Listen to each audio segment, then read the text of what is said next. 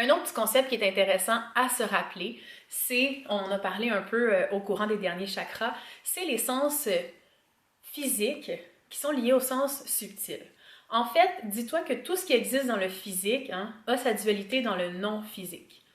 Alors, c'est intéressant d'observer que, en fait, le fait de sentir quelque chose avec ton nez, ça peut aussi être le fait de ne pas sentir quelque chose, de ne pas bien sentir une situation, de ne pas bien se sentir ou de ne pas bien sentir quelqu'un. Tu comprends un peu?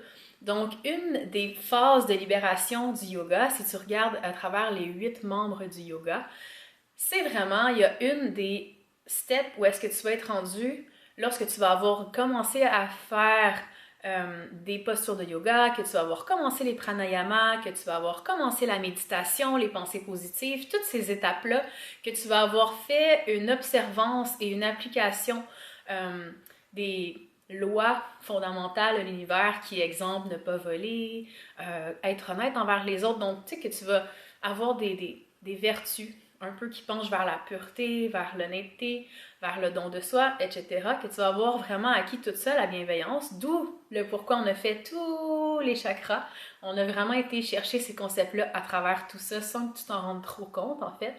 À un moment donné, arrive le retrait des sens, ce qui veut dire que tu n'es plus attaché à tes sens extérieurs pour comprendre une situation, mais tu es capable de tout de suite entrer dans tes sens à l'intérieur de toi, donc tes sens subtils.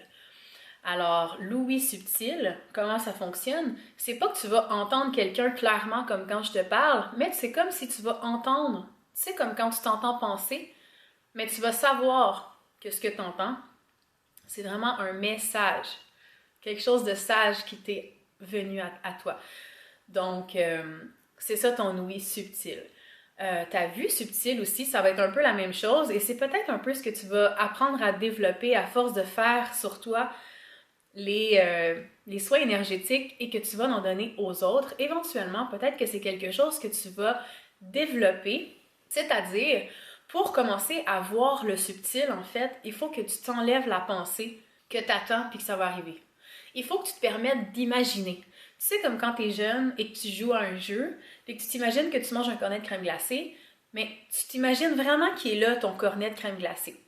Donc, c'est vraiment important lorsque tu vas faire les soins énergétiques sur toi et ou sur autres personnes, que tu sois capable justement de faire un détachement entre ce que ton mental imagine, mais que c'est juste une imagination du mental, et l'image que tu reçois, l'imaginaire, l'imagination, image in action, que tu vas recevoir par inspiration de ton côté divin.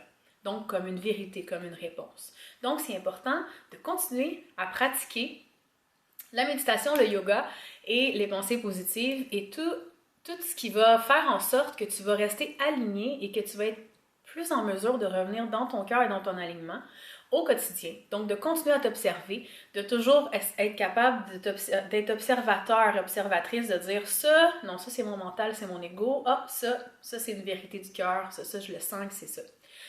Donc, c'est ça pour le sens de la vue subtile. Donc, c'est la même chose pour tous tes sens. Tu comprends?